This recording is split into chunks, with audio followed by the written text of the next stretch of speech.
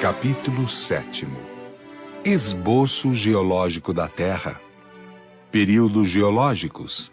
Estado primitivo do globo. Período primário. Período de transição. Período secundário. Período terciário. Período diluviano. Período pós-diluviano ou atual.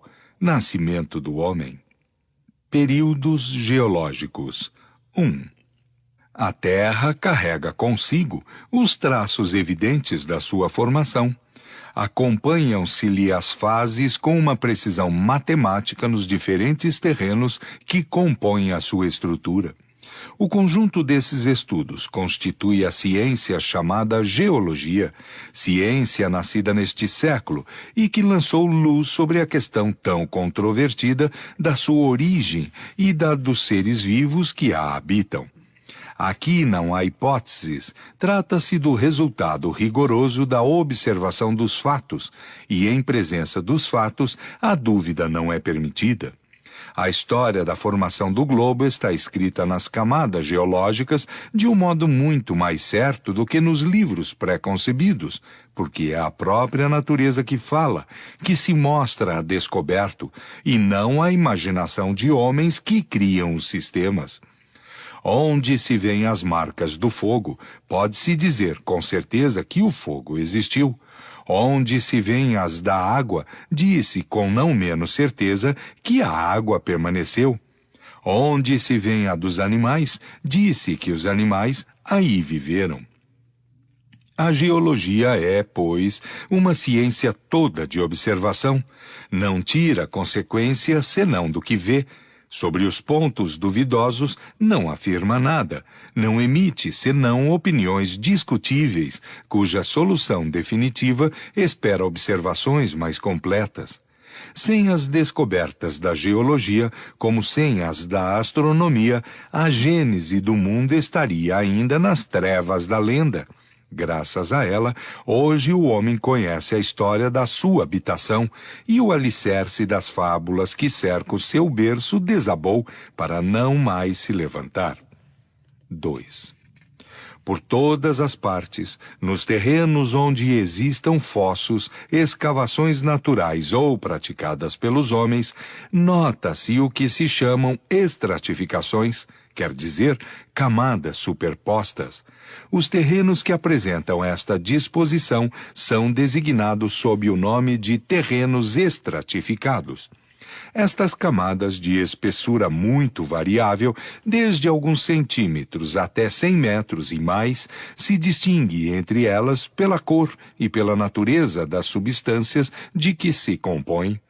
Os trabalhos de arte, a abertura de poços, a exploração de pedreiras e, sobretudo, de minas, permitiram observá-las até uma profundidade bastante grande. 3. As camadas geralmente são homogêneas, quer dizer que nenhuma está formada de uma mesma substância, ou de diversas substâncias que existiram conjuntamente e formaram um todo compacto. A linha de separação que as isola uma das outras é sempre claramente traçada como nas bases de uma construção.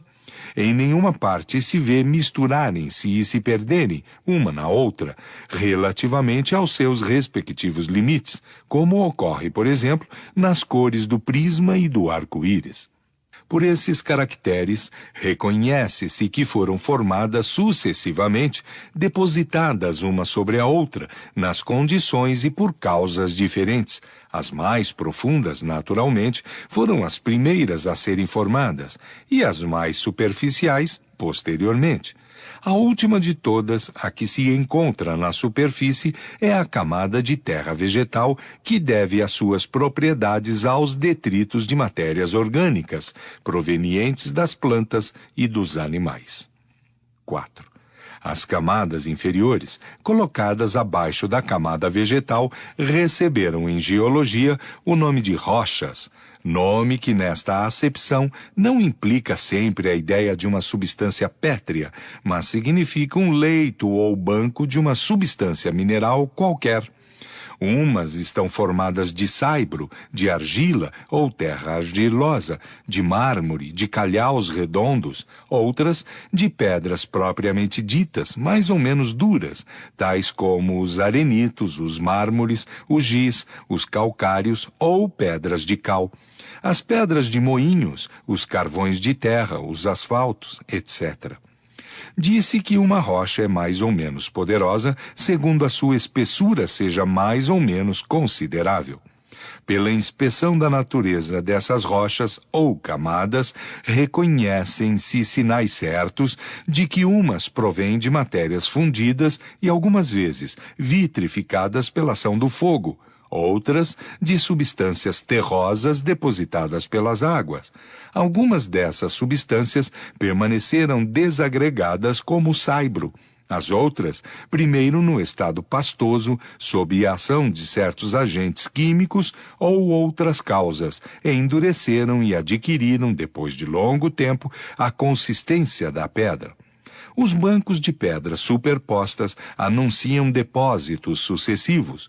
O fogo e a água têm, pois, a sua parte de ação na formação dos materiais que compõem a estrutura sólida do globo. 5. A posição normal das camadas terrosas ou pedregosas, provenientes de depósitos aquosos, é a horizontal. Quando se vêem esses imensos planos que se estendem, por vezes, a perder de vista, de uma horizontabilidade perfeita, unidos como se houvessem sido nivelados com um rolo, ou esses fundos de vales tão planos quanto a superfície de um lago, pode-se estar certo de que numa época mais ou menos recuada, esses lugares estiveram muito tempo cobertos por águas tranquilas, que em se retirando deixaram secas as terras que haviam depositado durante a sua permanência. Após a retirada das águas, essas terras se cobriram de vegetação. Se em lugar de terras férteis, lamacentas, argilosas ou calcárias, próprias para assimilarem os princípios nutritivos, as águas não depositaram senão areias siliciosas, sem agregação, têm-se esses planos arenosos e áridos que constituem as charnecas e os desertos. Os depósitos deixados pelas inundações parciais e os que formam os aterros na embocadura dos rios podem dar-nos disso uma ideia em ponto pequeno. 6. Se bem que a horizontalidade seja a posição normal e mais geral das formações aquosas, frequentemente vêem-se sobre muito grandes extensões, nos países montanhosos, rochas duras, que a sua natureza indica terem sido formadas pelas águas, estarem em uma posição inclinada e às vezes mesmo vertical. Ora, segundo as leis do equilíbrio dos líquidos e da gravidade, os depósitos aquosos não podem se formar senão em planos horizontais, já que aqueles que ocorrem nos planos inclinados são arrastados para as baixadas pelas correntes e seu próprio peso. Torna-se evidente que esses depósitos deveram ser erguidos por uma força qualquer depois da sua solidificação ou transformação em pedras. Destas considerações, pode-se concluir, com certeza, que todas as camadas pedregosas provenientes de depósitos aquosos em uma posição perfeitamente horizontal foram formadas depois de séculos pelas águas tranquilas, e que todas as vezes que tem uma posição inclinada é porque o solo foi atormentado e deslocado posteriormente por perturbações gerais ou parciais, mais ou menos consideráveis. 7. Um fato da mais alta importância, pelo testemunho irrecusável que fornece, consiste nos restos fósseis de animais e de vegetais encontrados em quantidades inumeráveis nas diferentes camadas. E como esses restos se encontram mesmo nas mais duras pedras, disso é preciso concluir que a existência desses seres é anterior à formação das próprias pedras. Ora, se considera o número prodigioso de séculos que foi preciso para operar-lhes o endurecimento e levá-los ao estado em questão de tempo imemorial, chega-se a esta consideração forçada de que a aparição de seres orgânicos sobre a Terra se perde na noite dos tempos e que é bem anterior, consequentemente, à data assinalada pela Gênese. Nota. Fóssil, do latim fossilia, fossilis, derivado de fossa, fosse e de fodere, cavar, escavar a terra. Esta palavra refere-se em geologia aos corpos ou restos de corpos orgânicos, provenientes de seres que viveram anteriormente aos tempos históricos. Por extensão, diz-se igualmente das substâncias minerais com traços da presença de seres organizados, tais como as impressões de vegetais ou animais. A palavra petrificação não se diz senão dos corpos transformados em pedra pela infiltração de matérias silicosas ou calcárias nos tecidos orgânicos. Todas as petrificações são necessariamente fósseis, mas todos os fósseis não são petrificações.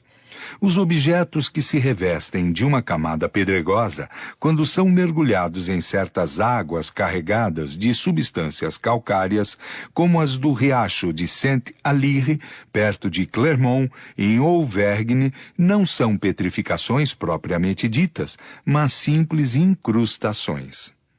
Os monumentos, inscrições e objetos provenientes da fabricação humana pertencem à arqueologia. Fim de nota. 8.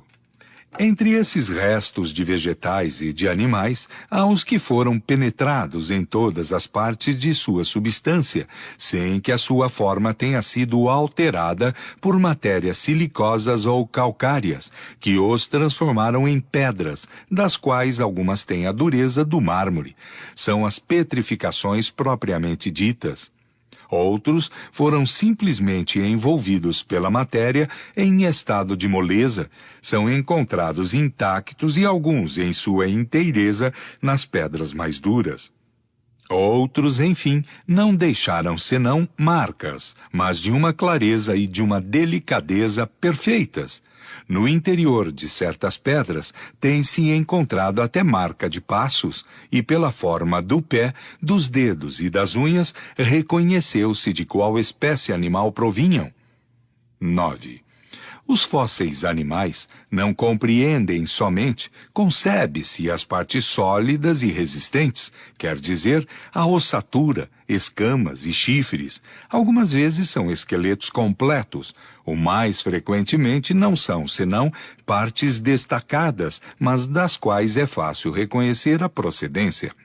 Pela inspeção de uma mandíbula, de um dente, vê-se em seguida se pertence a um animal herbívoro. Como todas as partes do animal têm uma correlação necessária, a forma da cabeça, de um omoplata, de um osso de perna, de um pé, basta para determinar a estatura, a forma geral, o gênero de vida do animal. Nota. No ponto a que Georges Cuvier levou a ciência paleontológica, um único osso basta, frequentemente para determinar o gênero, a espécie, a forma de um animal, seus hábitos e para reconstruir todo inteiro. Fim de nota. Os animais terrestres têm uma organização que não permite confundi-los com os animais aquáticos. Os peixes e os mariscos fósseis são excessivamente numerosos. Só os mariscos formam algumas vezes bancos inteiros de uma grande espessura. Pela sua natureza se reconhece sem dificuldade se são animais marinhos ou de água doce. 10. As pedras roladas, que em certos lugares constituem rochas poderosas, são um índice inequívoco de sua origem. São arredondadas como seixos das praias, sinal certo do atrito que sofreram pelo efeito das águas. As regiões onde se encontram enterradas em massas consideráveis incontestavelmente foram ocupadas pelo oceano, ou por águas por um longo tempo, ou violentamente agitadas. 11. Os terrenos de diversas formações são, por outro lado, caracterizados pela própria natureza dos fósseis que contêm. Os mais antigos encerram espécies animais ou vegetais que desapareceram inteiramente da superfície do globo. Certas espécies mais recentes desapareceram igualmente, porém conservaram suas análogas, que não diferem de sua linhagem senão pelo tamanho e algumas nuances de forma. Outras, enfim, das quais vemos os últimos representantes, evidentemente tendem a desaparecer em um futuro mais ou menos próximo, tais como os elefantes, os rinocerontes, os hipopótamos, etc. Assim, à medida que as camadas terrestres se aproximam de nossa época, as espécies animais e vegetais se aproximam também das que existem hoje. As perturbações, os cataclismas que ocorreram sobre a Terra desde a sua origem mudaram-lhe as condições de aptidão para a manutenção da vida e fizeram desaparecer gerações inteiras de seres vivos. 12. Interrogando-se a natureza das camadas geológicas, sabe-se da maneira mais positiva se na época da sua formação a região que as contém estava ocupada pelo mar, por lagos ou por florestas e planícies povoadas por animais terrestres. Se, pois, em uma mesma região encontra-se uma série de camadas superpostas, contendo alternativamente fósseis marinhos, terrestres e de água doce, várias vezes repetidas, é uma prova irrecusável de que esta mesma região foi várias vezes invadida pelo mar, coberta de lagos e posta a seco. E quantos séculos de séculos, certamente, milhares de séculos, talvez, foram necessários a cada período para se cumprirem. Que força poderosa não foi necessária para deslocar e recolocar o oceano, elevar as montanhas? Por quantas revoluções físicas, comoções violentas, a Terra não deveu passar antes de ser como a vemos desde os tempos históricos? E querer-se que isso fosse a obra de tempo menor do que é preciso para fazer crescer uma planta. 13. O estudo das camadas geológicas atesta, assim, o que foi dito, formações sucessivas que mudaram o aspecto do globo e dividiram a sua história em várias épocas. Essas épocas constituem o que se denominam os períodos geológicos, cujo conhecimento é essencial para o estabelecimento da Gênese. Contam-se 6 principais, que se designam sob os nomes de período primário, de transição, secundário, terciário, diluviano, pós-diluviano ou atual. Os terrenos formados durante o tempo de cada período se chamam também terrenos primitivos, de transição, secundários, etc. Disse que tal camada ou rocha, tal ou tal fóssil, se encontram em terrenos de tal ou tal período. 14. É essencial notar-se que o número desses períodos não é absoluto e que depende dos sistemas de classificação. Não se compreende nos 6 acima designados, senão aqueles que foram marcados por uma mudança notável e geral no estado do globo. Mas a observação prova que várias formações sucessivas se operam durante a duração de cada um.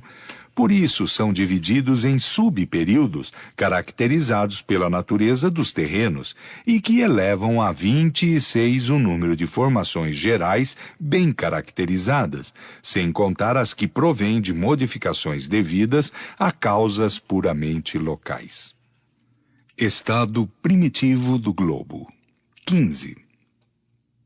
O achatamento dos polos e outros fatos concludentes são os indícios certos de que a Terra deveu estar, em sua origem, num estado de fluidez ou de moleza. Esse estado poderia ter por causa a matéria liquefeita pelo fogo ou diluída pela água. Diz-se proverbialmente, não há fumaça sem fogo. Esta proposição rigorosamente verdadeira é uma aplicação do princípio. Não há efeito sem causa. Pela mesma razão pode-se dizer, não há fogo sem foco. Ora, pelos fatos que se passam sob os nossos olhos, não é só a fumaça que se produz, é o fogo bem real que deve ter um foco, vindo esse fogo do interior da terra, e não do alto. O foco deve ser interior, sendo o fogo permanente, o foco deve sê-lo igualmente. O calor que aumenta à medida que se penetra no interior da Terra e que a uma certa distância da superfície atinge uma temperatura muito alta, as fontes termais, tanto mais quentes quanto venham de maior profundidade, os fogos e a massa de matéria fundida e abrasada que escapam dos vulcões, como por vastos suspiros ou por rachaduras produzidas por certos tremores de terra, não podem deixar dúvidas sobre a existência de um fogo interior. 16. A experiência demonstra que a temperatura se eleva em 1 grau por 30 metros de profundidade, de onde se segue que numa profundidade de 300 metros o aumento é de 10 graus, a 3.000 metros 100 graus, temperatura da água fervente, a 30.000 metros, ou de 7 a 8 léguas, de 1.000 graus. A 25 léguas, de mais de 3.300 graus, temperatura a qual nenhuma matéria conhecida resiste à fusão. Daí até o centro há ainda um espaço de mais de 1.400 léguas, ou seja, 2.800 léguas de diâmetro, que seria ocupado pelas matérias fundidas. Se bem que não haja aí senão uma conjetura, julgando-se a causa pelo efeito, ela tem todos os caracteres da probabilidade, e chega-se a esta conclusão, de que a Terra ainda é uma massa incandescente recoberta de uma crosta sólida de 25 léguas ou mais de espessura, o que é apenas a 100ª-vigésima parte de seu diâmetro. Proporcionalmente, seria muito menos que a espessura da mais fina casca de laranja. De resto, a espessura da crosta terrestre é muito variável, porque há lugares, sobretudo nos terrenos vulcânicos, onde o calor e a flexibilidade do solo indicam que ela é muito pouco considerável. A alta temperatura das águas térmicas é igualmente indício da vizinhança do fogo central. 17. Posto isto, torna-se evidente que o estado primitivo de fluidez ou de moleza da Terra teve por causa a ação do calor e não a da água. A Terra era, pois, em sua origem, uma massa incandescente. Em consequência da irradiação do calor, chegou-se ao que chega toda a matéria em fusão.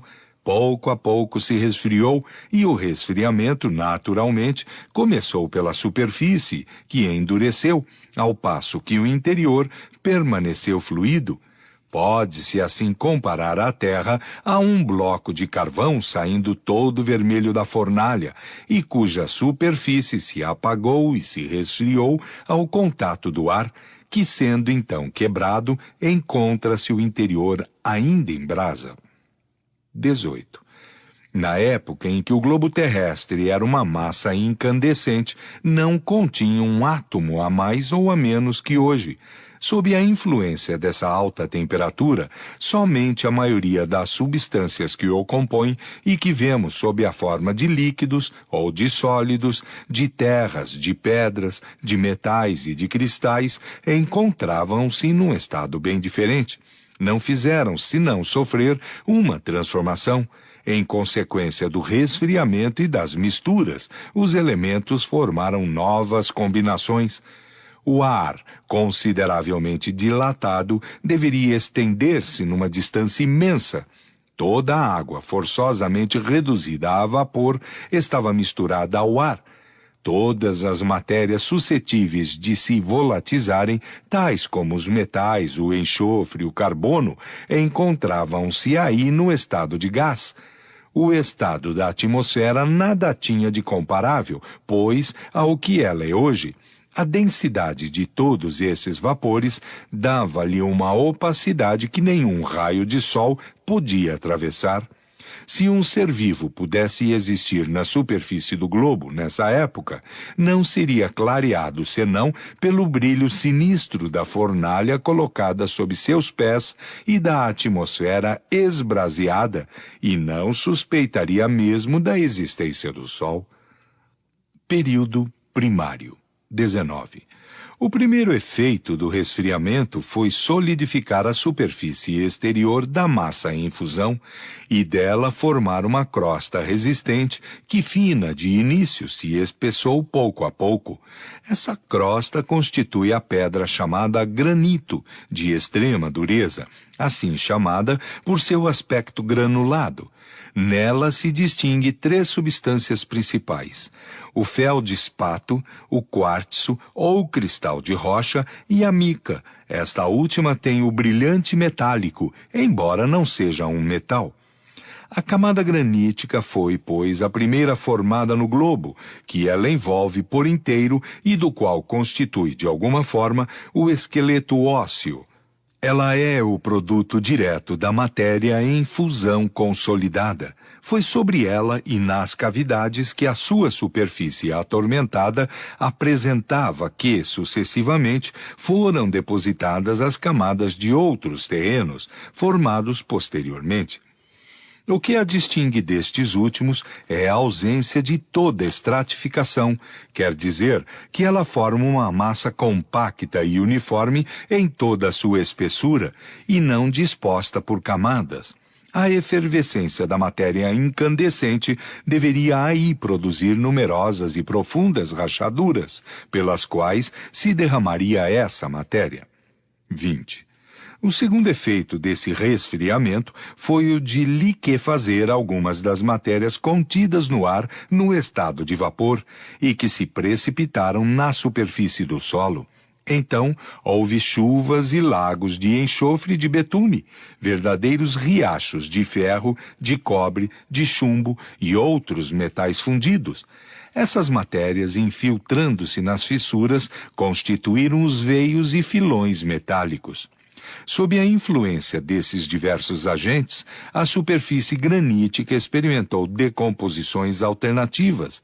Fizeram-se as misturas que formaram os terrenos primitivos, propriamente ditos, distintos da rocha granítica, mas em massas confusas e sem estratificações regulares. Vieram em seguida as águas que, caindo sobre um solo ardente, se vaporizaram de novo, recaíram em chuvas torrenciais, e assim em diante até que a temperatura lhe permitiu permanecer sobre o solo no estado líquido. É na formação dos terrenos graníticos que começa a série dos períodos geológicos, aos quais conviria acrescentar o do estado primitivo de incandescência do globo. 21.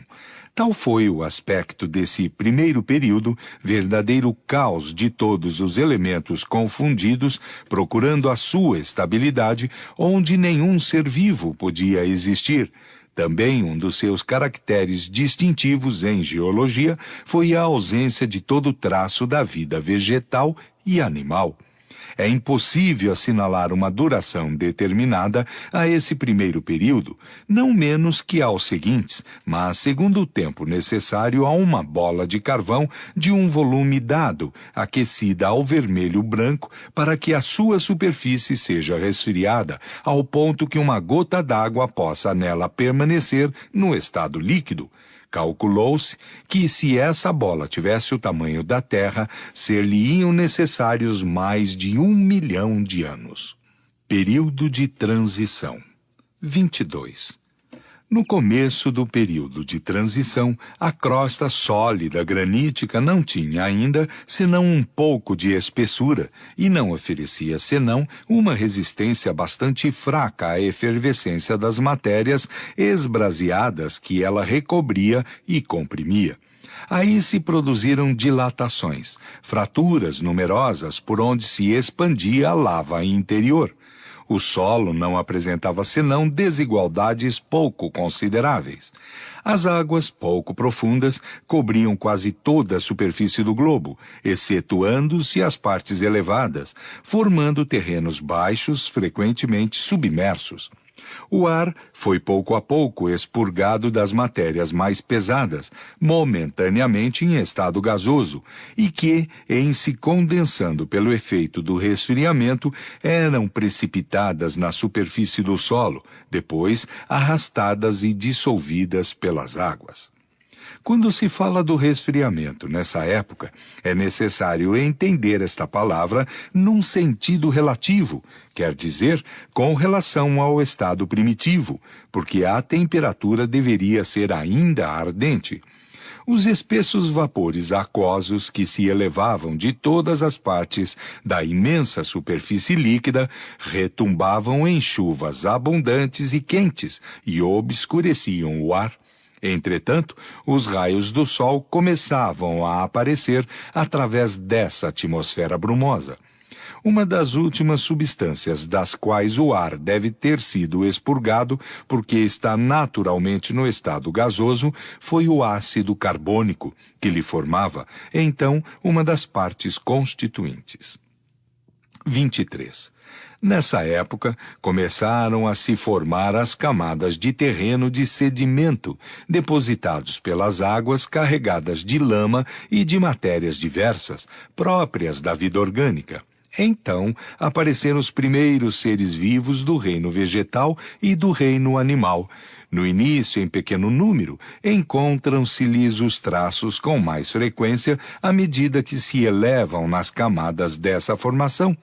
É notável que por toda a parte a vida se manifesta logo que as condições lhe são propícias, e que cada espécie nasce desde que se produzam as condições próprias para a sua existência.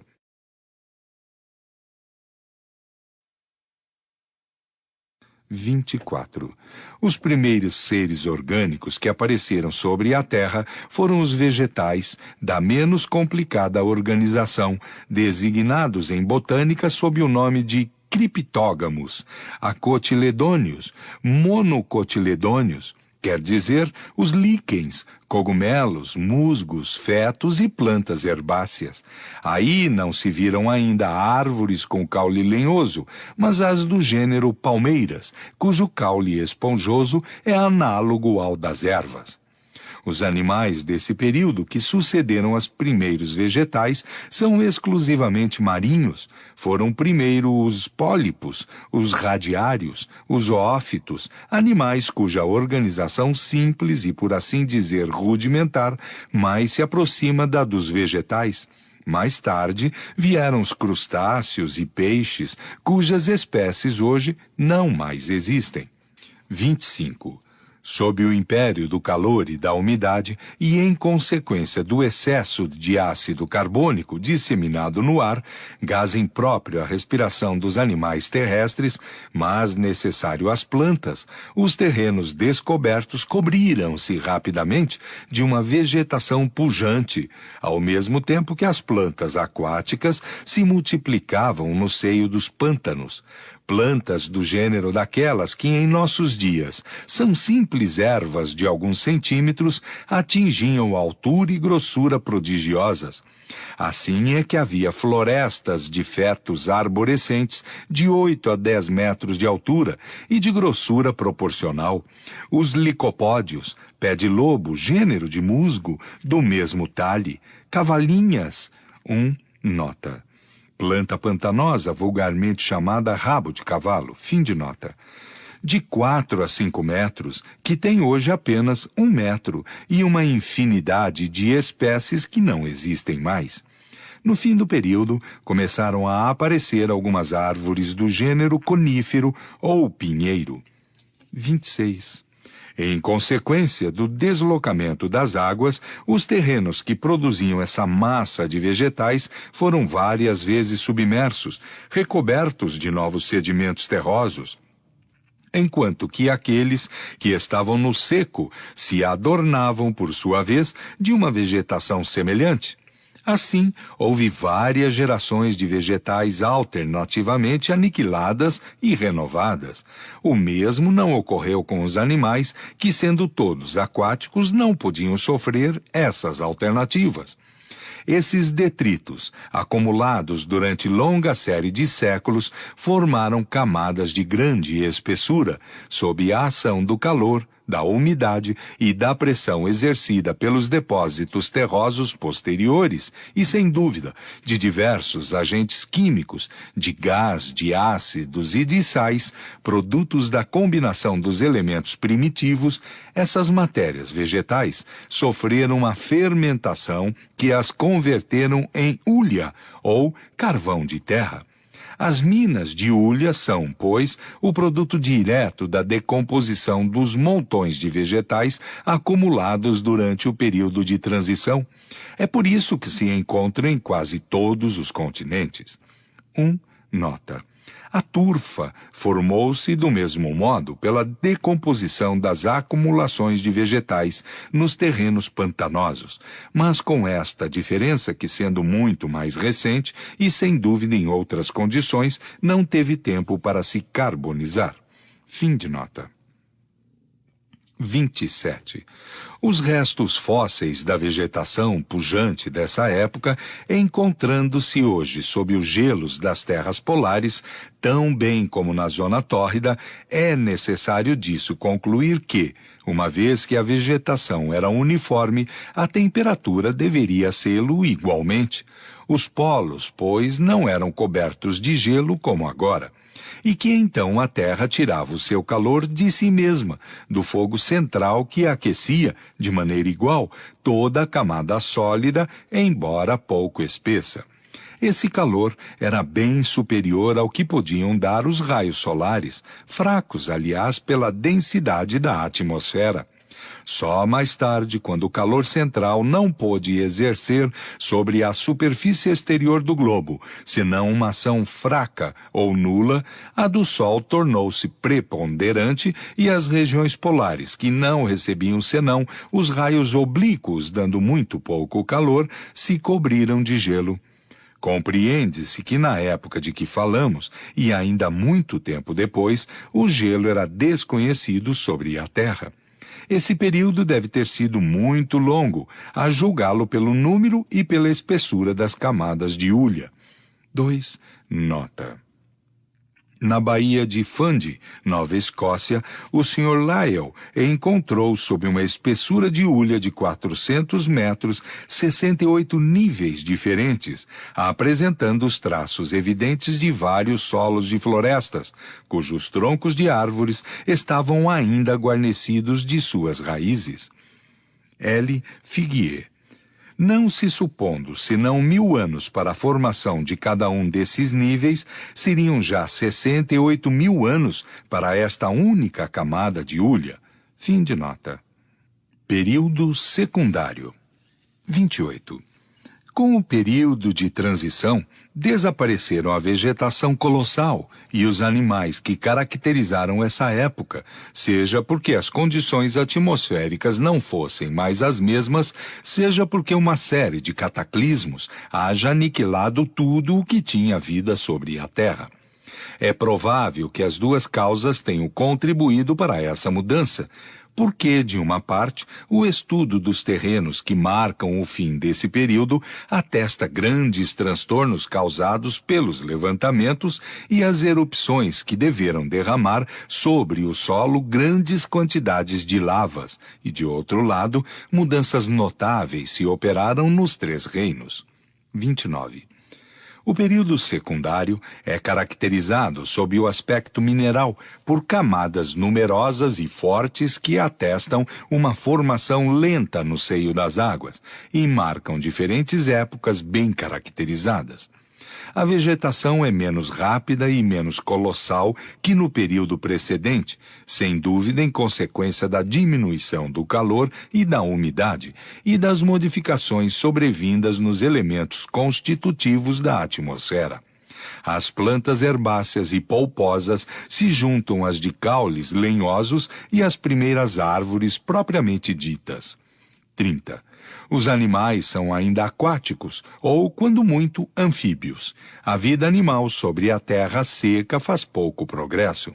Uma prodigiosa quantidade de animais de conchas se desenvolve no seio dos mares, em consequência da formação de matérias calcárias. Novos peixes, de uma organização mais aperfeiçoada do que no período precedente, tomam nascimento. Vêm-se aparecer os primeiros cetáceos.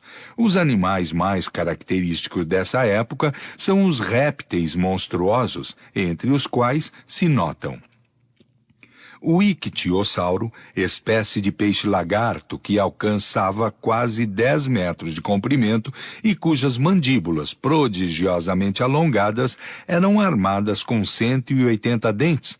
Sua forma geral lembra um pouco a do crocodilo, mas sem a couraça escamosa. Seus olhos tinham o volume da cabeça de um homem. Tinha barbatana como a baleia e lançava água pelo respiradouro como esta. O plesiosauro, outro réptil marinho, tão grande quanto o ictiossauro, cujo pescoço excessivamente longo se dobrava como o do cisne e dava-lhe a aparência de enorme serpente presa a um corpo de tartaruga. Tinha a cabeça do lagarto e os dentes do crocodilo. Sua pele deveria ser lisa como a do precedente, porque não se encontrou nenhum traço de escamas ou de carapaça. Nota. O primeiro fóssil deste animal foi descoberto na Inglaterra em 1823. Depois foi encontrado na França e na Alemanha. Fim de nota. O teleossauro aproxima-se mais dos crocodilos atuais, que parecem ser-lhe os diminutivos. Como estes últimos tinham uma couraça escamosa e vivia ao mesmo tempo na água e sobre a terra. Seu talhe era em torno de 10 metros, dos quais 3 ou 4 só para a cabeça. Sua enorme goela tinha 2 metros de abertura. O megalossauro, grande lagarto, espécie de crocodilo de 14 a 15 metros de comprimento, essencialmente carnívoro, alimentando-se de répteis, de pequenos crocodilos e de tartarugas. Sua formidável mandíbula era armada de dentes em forma de lâmina de serpente de corte, duplo, recurvados para trás, de forma que, uma vez entrados na vítima, era impossível a esta libertar-se. O iguanodonte, o maior dos lagartos que apareceram sobre a terra, tinha de 20 a 25 metros, da cabeça à extremidade da cauda. Seu focinho era dominado por uma córnea óssea, semelhante à do iguano de nossos dias, do qual não parece diferenciar, senão pelo talhe, este último tendo apenas 1 metro de comprimento. A forma dos dentes prova que era herbívoro e a dos pés que era um animal terrestre. O pterodáctilo, animal bizarro do tamanho de um cisne, ao mesmo tempo tendo algo de um réptil pelo corpo, de uma ave pela cabeça e de um morcego pela membrana carnosa que religava seus dedos, de prodigioso tamanho, e servia-lhe de paraquedas quando se precipitava sobre a sua presa do alto de uma árvore ou de um rochedo. Não tinha o bico córneo como as aves, mas os ossos das mandíbulas tão grandes quanto a metade do corpo e guarnecidos de dentes, terminavam em ponta, como um bico. 31. Durante este período, que deve ter sido muito longo, assim como atestam o número e a força das camadas geológicas, a vida animal tomou um imenso desenvolvimento no seio das águas, como ocorrera com a vegetação no período precedente. O ar, mais depurado e mais próprio para a respiração, começou a permitir a alguns animais viver sobre a terra. O mar foi várias vezes deslocado, mas sem abalos violentos. Com esse período, desapareceram, por sua vez, essas raças de gigantescos animais aquáticos, substituídos mais tarde por espécies análogas, de formas menos desproporcionadas e de tamanho menor. 32. O orgulho fez o homem dizer que todos os animais foram criados em sua intenção e para suas necessidades. Mas qual é o número daqueles que lhe servem diretamente que pode sujeitar comparado ao número incalculável daqueles com os quais nunca teve e nunca terá nenhuma relação? Como sustentar semelhante tese em presença dessas inumeráveis espécies que povoaram sozinhas a Terra, milhares e milhares de séculos antes que ele mesmo viesse, e que desapareceram? Pode-se dizer que elas foram criadas para o seu proveito? No entanto, essas espécies tinham todas a sua razão de ser, a sua utilidade.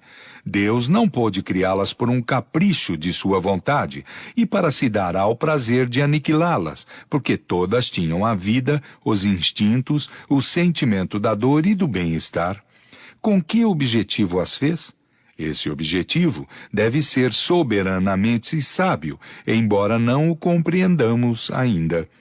Talvez um dia seja dado ao homem conhecê-lo para confundir o seu orgulho, mas à espera disso, como as ideias crescem em presença desses horizontes novos, nos quais lhe é permitido agora mergulhar os olhares diante do espetáculo imponente desta criação tão majestosa em sua lentidão, tão admirável em sua previdência, tão pontual, tão precisa e tão invariável em seus resultados. Período terciário. 33. Com o período terciário, começa para a Terra uma nova ordem de coisas. O estado de sua superfície muda completamente de aspecto. As condições de vitalidade são profundamente modificadas e se aproximam do estado atual. Os primeiros tempos deste período são assinalados por uma parada na produção vegetal e animal. Tudo leva às marcas de uma destruição quase geral dos seres vivos, e então aparecem sucessivamente novas espécies cuja organização mais perfeita está adaptada à natureza do meio em que foram chamadas a viver.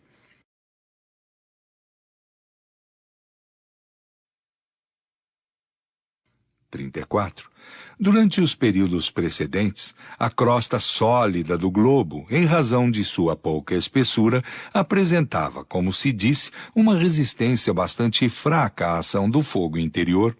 Esse envoltório facilmente dilacerável permitia às matérias em fusão se derramarem livremente na superfície do solo. Não foi mais o mesmo quando adquiriu uma certa espessura. As matérias abrasadas, comprimidas por toda parte, como a água em ebulição num vaso fechado, acabaram por produzir uma espécie de explosão. A massa granítica, violentamente quebrada numa multidão de pontos, foi sulcada por quebraduras como um vaso rachado. No percurso dessas rachaduras, a crosta sólida, erguida e aprumada formou os picos, as cadeias de montanhas e suas ramificações. Certas partes do envoltório não dilaceradas foram simplesmente elevadas ao passo que sobre outros pontos produziram-se abatimentos e escavações. A superfície do solo tornou-se então muito desigual. As águas que até este momento cobriam-no de maneira quase uniforme sobre grande parte de sua extensão foram recalcar nas partes mais baixas, deixando no seco vastos continentes ou cimos de montanhas isoladas que formaram as ilhas. Tal foi o grande fenômeno que se cumpriu no período terciário e que transformou o aspecto do globo.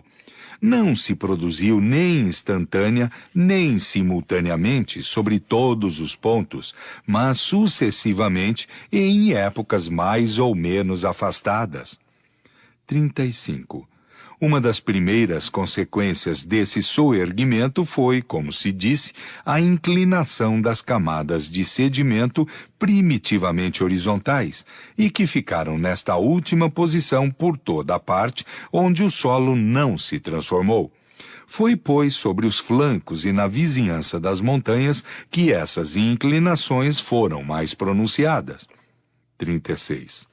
Nas regiões onde as camadas de sedimento conservaram a sua horizontalidade para atingir as da primeira formação, é necessário atravessar todas as outras, com frequência, até uma profundidade considerável, ao cabo da qual se encontra inevitavelmente a rocha granítica.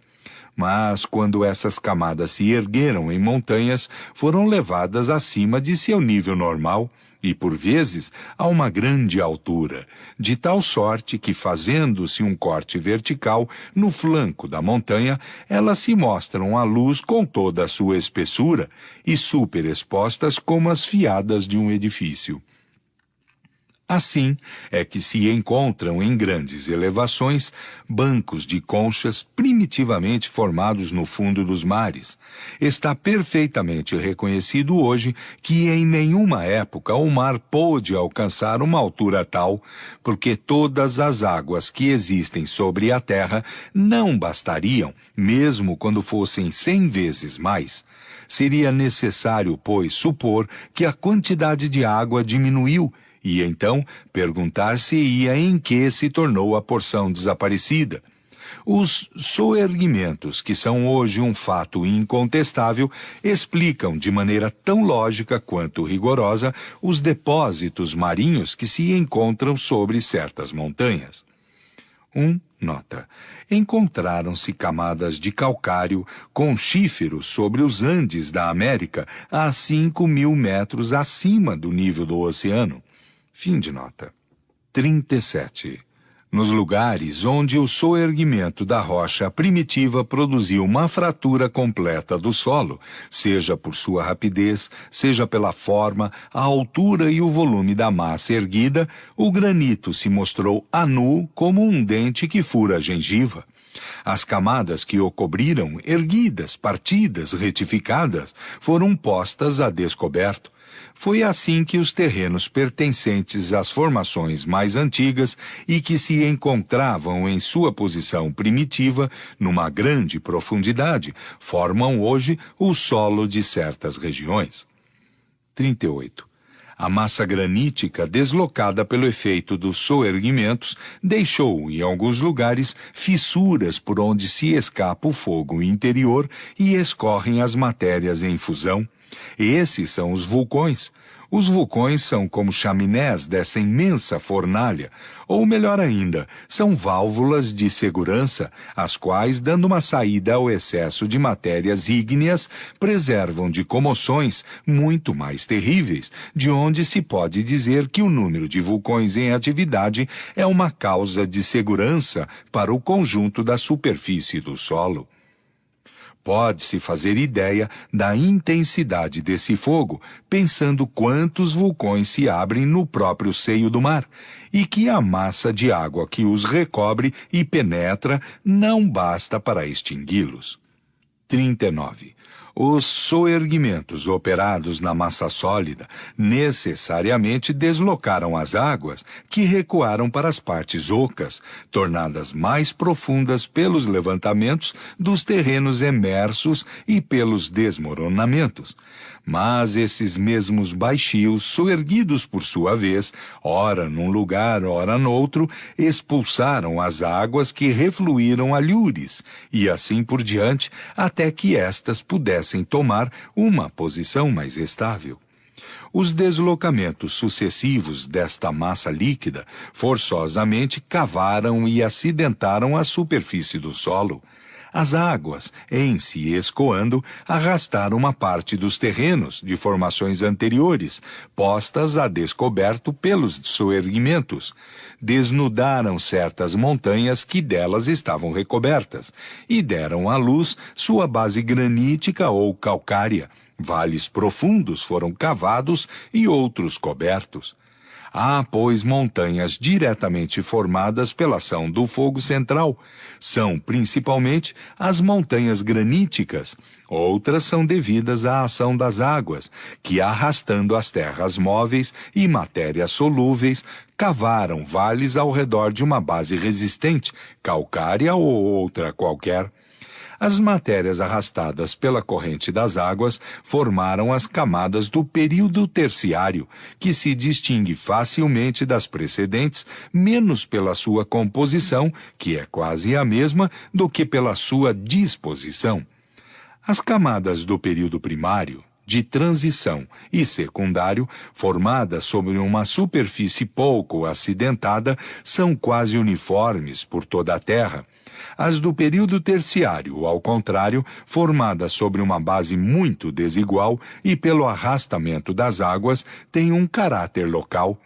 Por toda parte, cavando a uma certa profundidade, encontram-se todas as camadas anteriores na ordem de sua formação, ao passo que não se encontra por toda parte o terreno terciário, nem todas as camadas deste.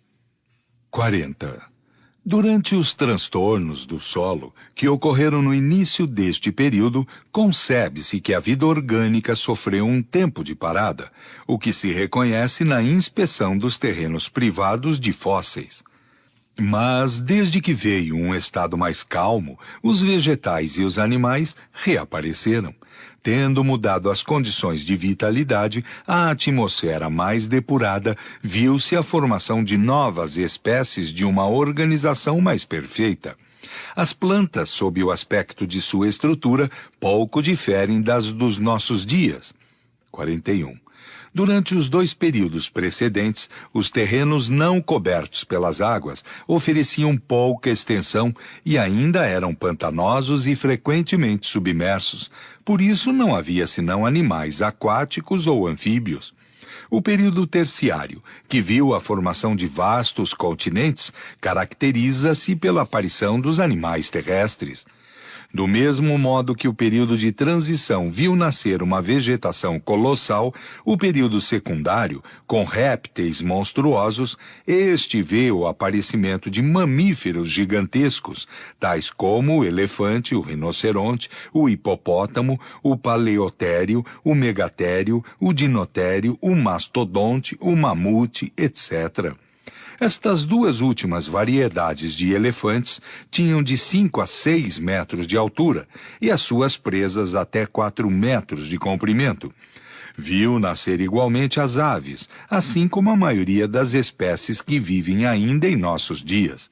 Algumas das espécies dessa época sobreviveram aos cataclismos posteriores. Outras, que são designadas pela qualificação genérica de animais antediluvianos, desapareceram completamente, ou bem foram substituídos por espécies análogas, de formas menos pesadas e menos maciças, das quais os primeiros tipos foram como os esboços.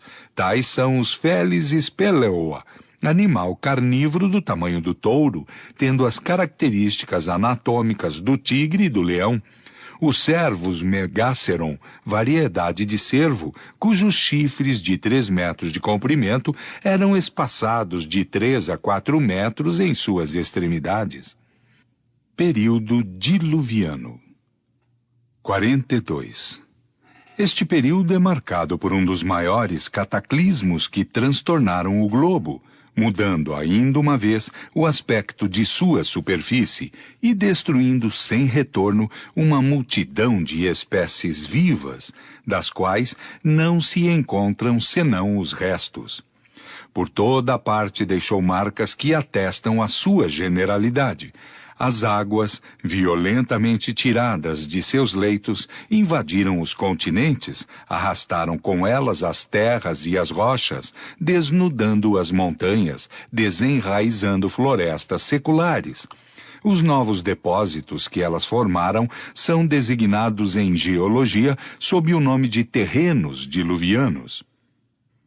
43. Uma das marcas mais significativas desse grande desastre são as rochas chamadas blocos erráticos. Dá-se este nome às rochas de granito que se encontram isoladas nas planícies, repousando sobre terrenos terciários, e no meio dos terrenos diluvianos, algumas vezes, a várias centenas de léguas das montanhas de onde foram arrancadas. É evidente que não puderam ser transportadas a tão longas distâncias, senão pela violência das correntes. Nota. É um desses blocos, evidentemente provindo por sua composição das montanhas da Noruega, que serviu de pedestal à estátua de Pedro o Grande em São Petersburgo. 44. Um fato não menos característico e do qual não se explica ainda a causa é que nos terrenos diluvianos é que se encontram os primeiros aerólitos, uma vez que foi só nessa época que começaram a cair. A causa que os produziu não existia, pois, anteriormente. 45. Foi ainda por essa época que os polos começaram a se cobrir de gelos e que se formaram as geleiras das montanhas, o que indica uma mudança notável na temperatura do globo. Essa mudança deve ter sido brusca, porque se operasse gradualmente, os animais tais como os elefantes, que não vivem hoje senão nos climas quentes e que se encontram em tão grande número no estado de fósseis nas terras polares, teriam tempo de se retirarem, pouco a pouco, para as regiões mais temperadas. Tudo prova, ao contrário, que eles devem ter sido apanhados bruscamente por um grande frio e envolvidos pelos gelos. 2. Nota. Em 1771, o naturalista russo Pallas encontrou no meio do gelo do norte o corpo inteiro de um mamute revestido de sua pele e conservando uma parte de suas carnes. Em 1799, descobriu-se um outro igualmente encerrado num enorme bloco de gelo na embocadura do Lena, na Sibéria, e que foi descrito pelo naturalista Adams. Os jacuts da vizinhança despedaçaram-lhe a carne para alimentar seus cães. A pele estava coberta de cabelos negros e o pescoço guarnecido de uma juba espessa. A cabeça, sem as presas, que tinham mais de 3 metros, pesava mais de 400 libras. Seu esqueleto está no Museu de São Petersburgo.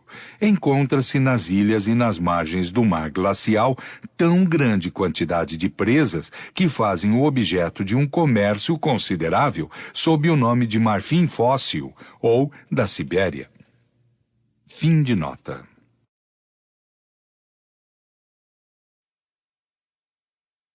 46. Esse foi, pois, o verdadeiro dilúvio universal. As opiniões são divididas quanto às causas que puderam produzi-lo, mas quaisquer que elas sejam, o fato não existe menos. Supõe-se de modo bastante geral que uma mudança brusca ocorreu na posição do eixo e dos polos da Terra, daí uma projeção geral das águas sobre a superfície. Se essa mudança se operasse com lentidão, as águas seriam deslocadas gradualmente, sem abalos, ao passo que tudo indica uma comoção violenta e súbita. Na ignorância de onde está a verdadeira causa, não se pode emitir senão hipóteses. O deslocamento súbito das águas pode ter sido ocasionado pelo soerguimento de certas partes da crosta sólida e a formação de novas montanhas no seio dos mares, assim como ocorreu no começo do período terciário. Mas além de que o cataclismo não teria sido geral, e isso não explicaria a mudança súbita da temperatura dos polos. 47. Na tormenta causada pelo transtorno das águas, muitos animais pereceram. Outros, para escaparem da inundação, retiraram-se para as alturas, nas cavernas e grutas, onde pereceram em massa, seja pela fome, seja entre devorando-se, seja pela irrupção das águas nos lugares onde se refugiaram e de onde não puderam escapar. Assim, se explica a grande quantidade de ossaturas de animais diversos, carnívoros e outros, que se encontram em confusão em certas cavernas, chamadas por essa razão brechas ou cavernas ossosas. São encontradas mais frequentemente sob as estalagmites. Em algumas, as ossadas parecem ter sido arrancadas para ali pela corrente das águas. Nota. Conhece-se um grande número de cavernas semelhantes, das quais algumas têm uma extensão considerável. Existem no México que têm várias léguas. As de Adelsberg, em Carniol, Áustria, não têm menos de 3 léguas. Uma das mais notáveis é a de Geilenreuth, em Württemberg. Há várias na França, na Inglaterra, na Alemanha, na Sicília e em outros países da Europa. Fim de nota. Período pós-diluviano ou atual. Nascimento do homem. 48. Uma vez restabelecido o equilíbrio na superfície do globo, a vida animal e vegetal prontamente retomou seu curso. O solo fortalecido tomara a posição mais estável, o ar mais depurado convinha a órgãos mais delicados. O sol, que brilhava com toda a sua luz através de uma atmosfera límpida, derramava com a sua luz um calor menos sufocante e mais vivificante que o da fornalha interior. A terra se povoava de animais menos ferozes e mais sociáveis. Os vegetais, mais suculentos, ofereciam uma alimentação menos grosseira. Tudo, enfim, estava preparado sobre a terra para o novo hóspede que deveria habitá-la. Foi então que apareceu o homem, o último ser da criação, aquele cuja inteligência deveria, doravante, concorrer para o progresso geral, progredindo ele mesmo. 49. O homem não existe realmente sobre a Terra senão depois do período diluviano, ou apareceu antes dessa época. Esta questão hoje é muito controvertida, mas a solução, qualquer que seja, não mudaria nada no conjunto dos fatos estabelecidos, e a aparição da espécie humana, com isso, não seria menos de muitos milhares de anos anterior à data assinalada pela Gênese bíblica. O que fizera pensar que a aparição dos homens fora posterior ao dilúvio foi que não se encontrou nenhuma marca autêntica de sua existência durante o período anterior. As ossadas descobertas em vários lugares e que fizeram crer na existência de uma pretensa raça de gigantes antediluvianos foram reconhecidas por ossadas de elefantes. O que não é duvidoso é que o homem não existia nem no período primário, nem no de transição, nem no período secundário, não só porque não se encontra nenhum traço dele, mas porque as condições de vitalidade não existiam para ele. Se apareceu no período terciário, isso não pode ter sido senão pelo fim, e ainda deveria estar pouco multiplicado. De resto, tendo sido curto o período diluviano, não trouxe mudanças notáveis nas condições atmosféricas. Os animais e os vegetais eram também os mesmos, antes como depois. Não é, pois, impossível que a aparição do homem haja precedido esse grande cataclismo. A presença do macaco nessa época é hoje constatada, e recentes descobertas parecem confirmar a do homem. Nota. Ver O Homem Antediluviano, por Boucher de Perthes, br.in-8, preço R$1,50, R$1,70, os instrumentos de pedra pelo mesmo, br.in-8, preço R$1,40, R$1,55, Casa Jung Trutel, 19, Rua de Lille. Discurso sobre as revoluções do globo por Georges Cuvier, com notas do Dr. Heffer. In 12, preço R$3, R$3,40. Caso Firmin Didot, 56, Rua Jacob. Fim de nota. Como quer que seja que o homem haja aparecido ou não antes do grande dilúvio universal, é certo que o seu papel humanitário não começou realmente a se desenhar senão no período pós-diluviano. Pode-se, pois, considerar tal período como caracterizado por sua presença.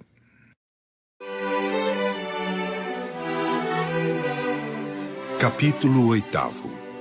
Teoria sobre a Terra. Teoria da projeção, teoria da condensação, teoria da incrustação, alma da Terra. Teoria da projeção. 1. De todas as teorias referentes à origem da Terra, a que teve maior crédito nestes últimos tempos foi a de Buffon, seja por causa da posição de seu autor no mundo sábio, seja porque dela não se sabia mais nessa época. Vendo todos os planetas se moverem na mesma direção, do Ocidente para o Oriente, e no mesmo plano percorrendo órbitas cuja inclinação não excede 7,5 graus, Buffon concluiu dessa uniformidade que eles devem ter sido colocados em movimento pela mesma causa. Segundo ele, sendo o Sol uma massa incandescente em fusão, supôs que um cometa, tendo com ele se chocado obliquamente, roçando a sua superfície, dele destacou uma porção que, projetada no espaço pela violência do choque, dividiu-se em vários fragmentos.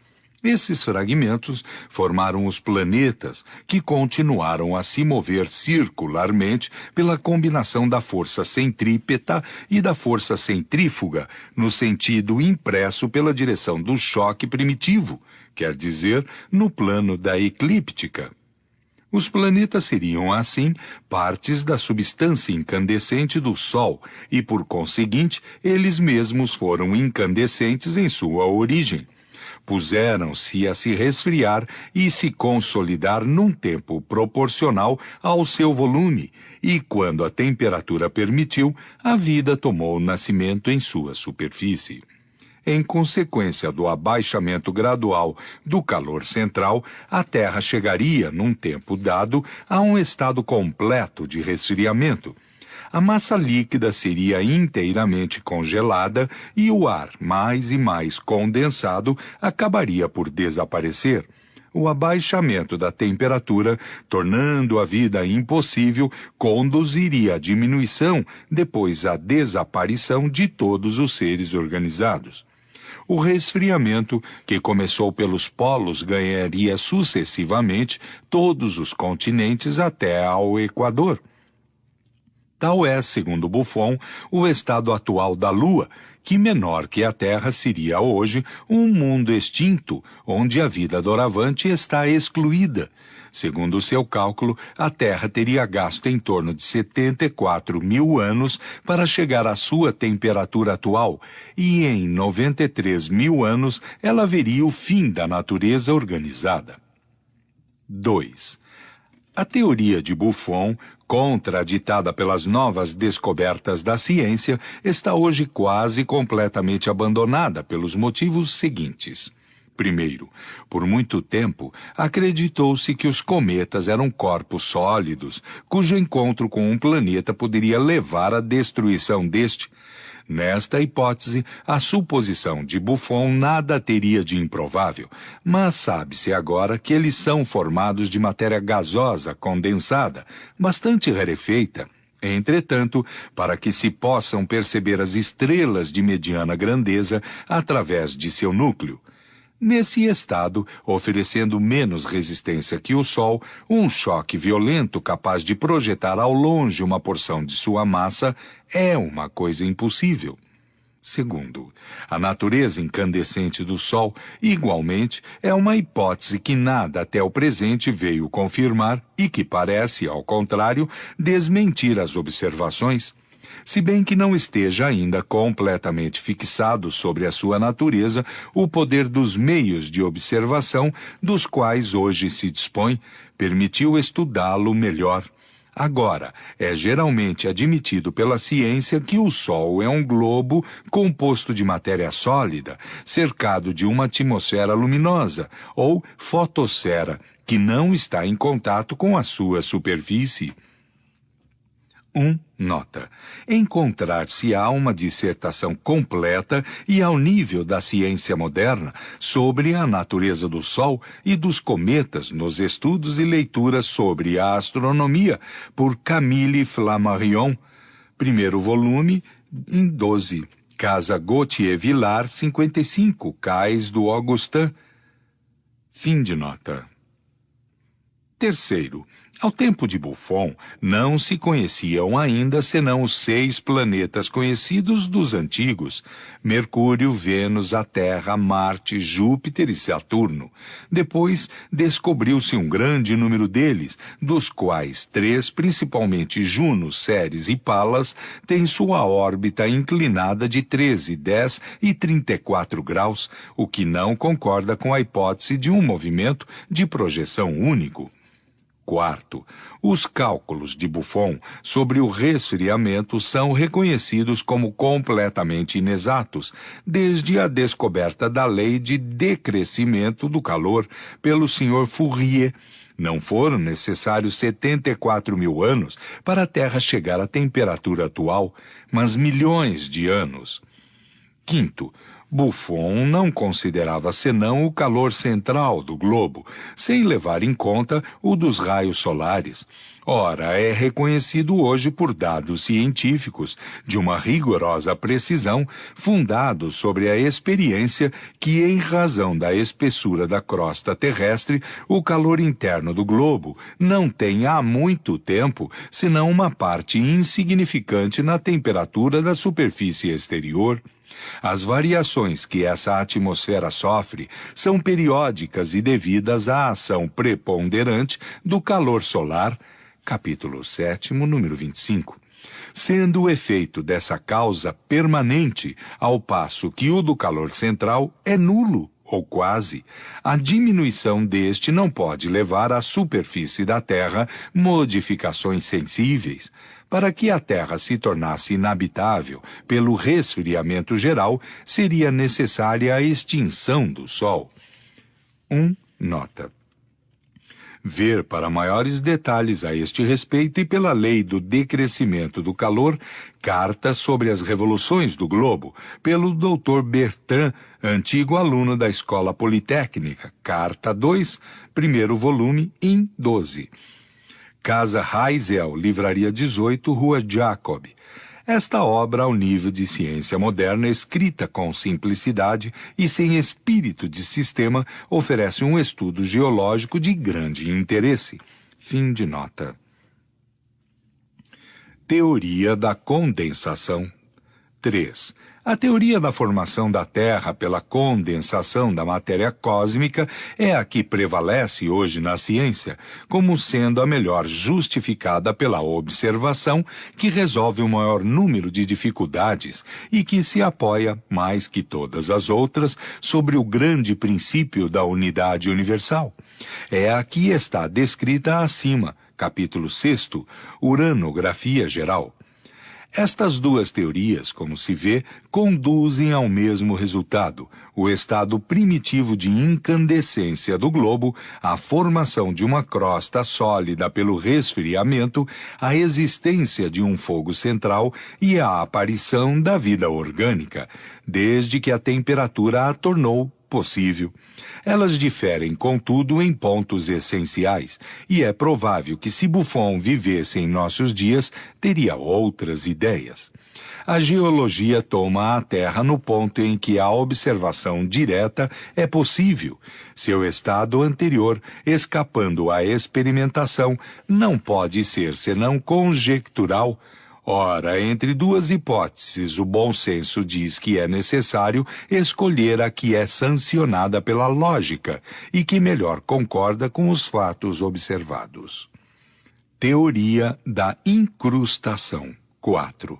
Não mencionamos esta teoria senão para lembrança, tendo em vista que nada tem de científica, mas unicamente porque ela teve alguma ressonância nestes últimos tempos e seduziu algumas pessoas.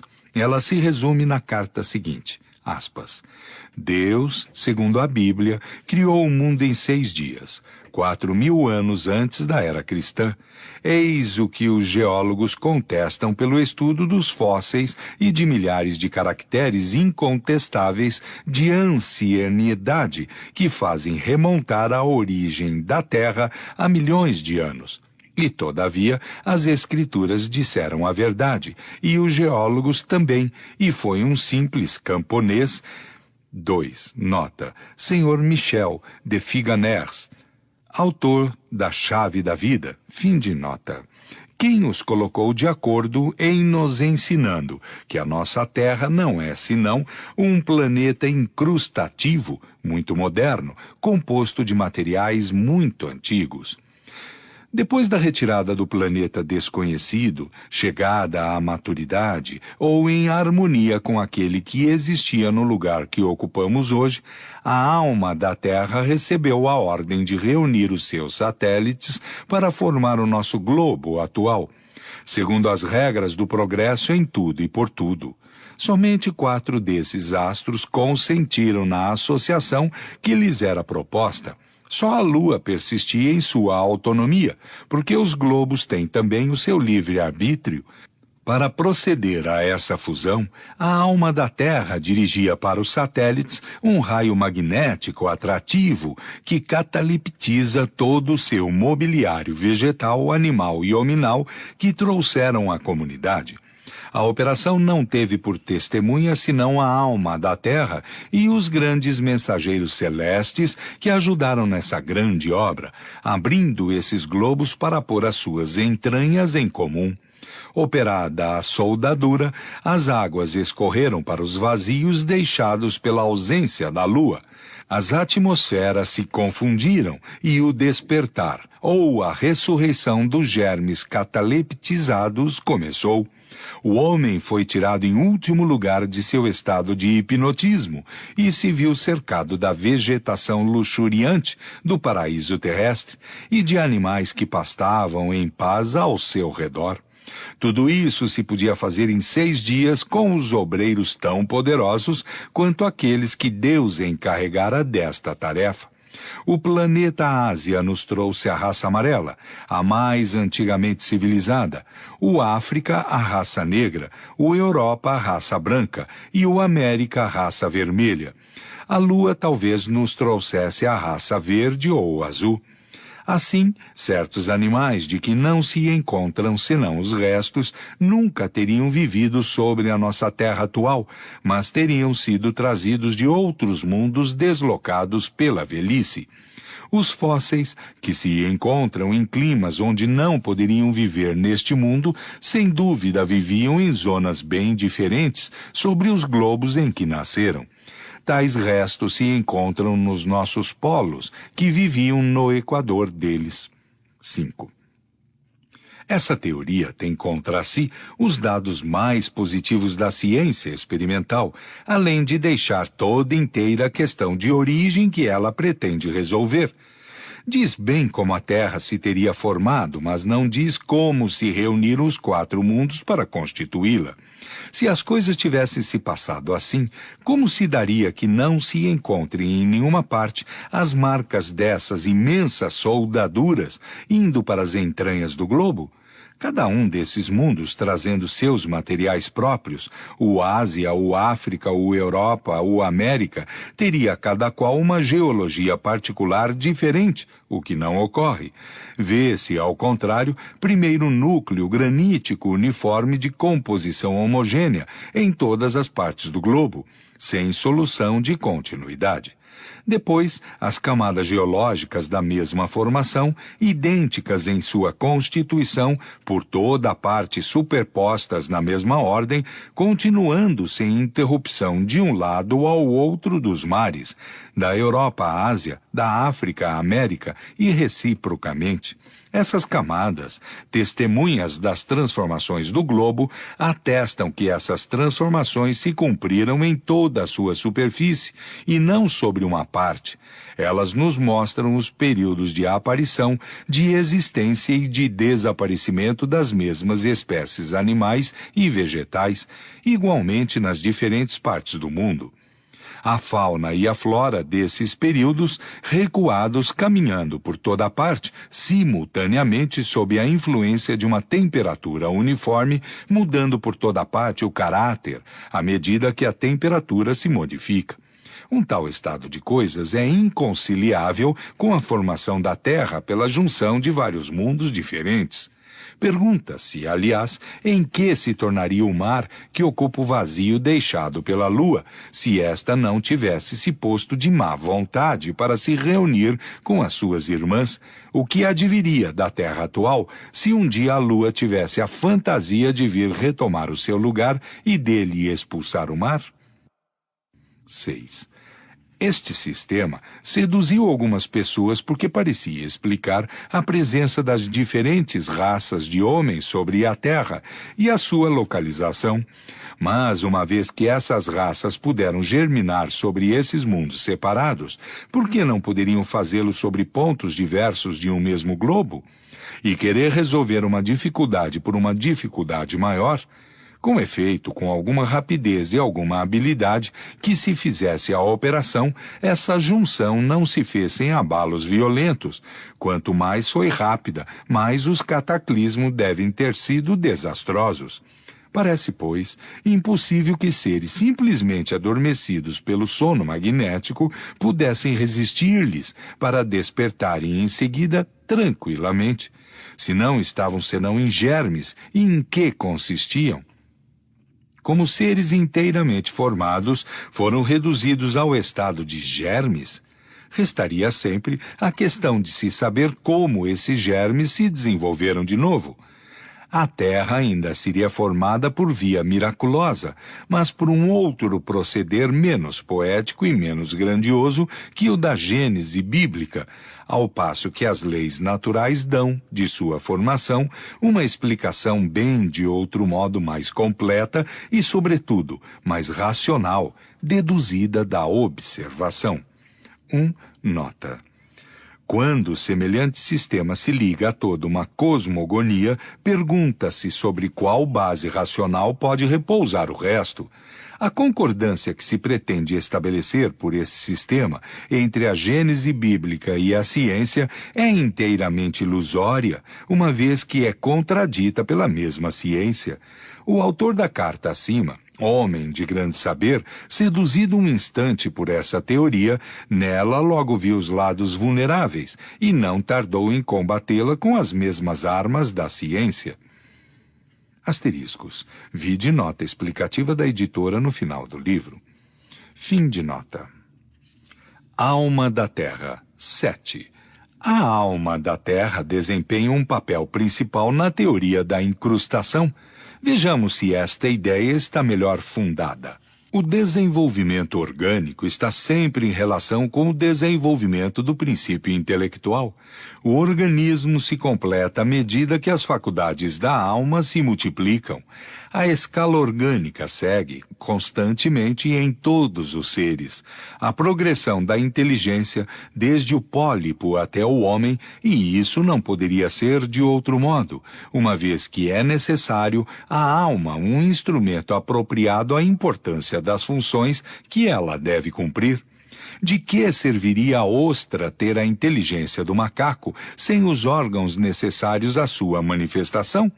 Se, pois, a Terra fosse um ser animado, servindo de corpo a uma alma especial, em razão mesmo de sua constituição, sua alma deveria ser mais rudimentar que a do pólipo, uma vez que a Terra não tem nem mesmo a vitalidade da planta, ao passo que, pelo papel que se atribui a essa alma, fez-se dela um ser dotado de razão e do mais completo livre-arbítrio, um espírito superior, em uma palavra, o que não é racional, porque nunca o espírito esteve mais dividido e mais aprisionado.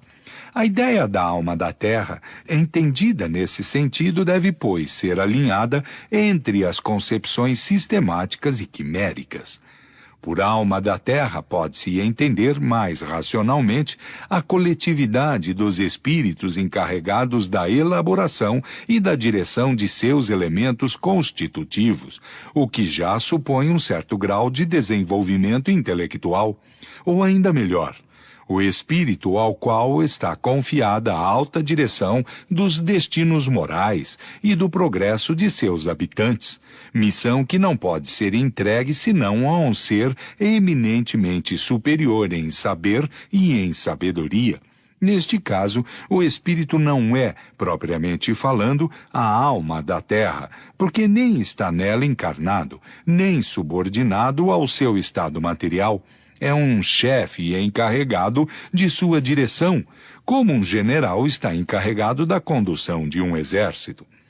Um espírito encarregado de missão tão importante como a do governo do mundo não poderia ter caprichos, ou Deus seria bem imprevidente em confiar a execução de suas leis a seres capazes de transgredi-las pela sua má vontade. Ora, segundo a doutrina da incrustação, foi a má vontade da alma da lua que fez com que a terra permanecesse incompleta. Há ideias que se refutam por si mesmas. Revista de setembro de 1868, página 261.